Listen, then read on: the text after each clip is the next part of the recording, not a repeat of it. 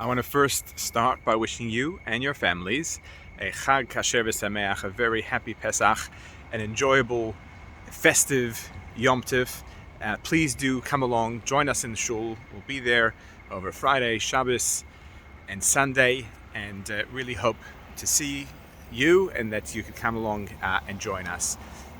There's a really interesting study that I've shared before, and I'm going to share it again, that was done by a group of researchers that interviewed Olympic medalists after they had won, and they focused on the silver and the bronze, and they wanted to see the level of happiness and content that each of them had after they had won their medals. And surprisingly, they found that there were greater spikes of happiness and joy in the bronze medalists, more so than in the silver. And the obvious question is why? Second place is definitely better than third.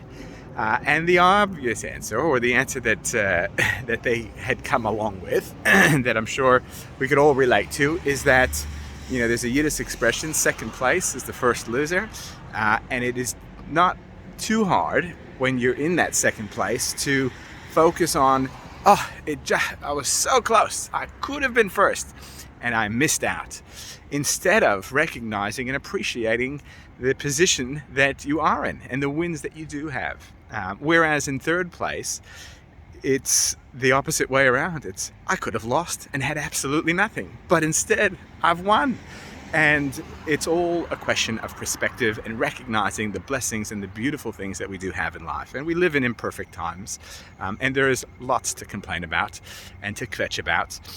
But as the tunes at the Seder teach us in the beautiful song and melody of Dayenu, that we'll all be singing very soon, reminds us of this very important attribute in life, and that is that in the song there are 15 stanzas in which we left Egypt and we traveled through and eventually made it to the promised land and built the temple. But at each stanza we say, you know what, if that's all we had, that would have been enough. That was great. We stop for a moment and recognize each of these unique and very special experiences that we have, and we acknowledge them for what they are, and we thank God for them.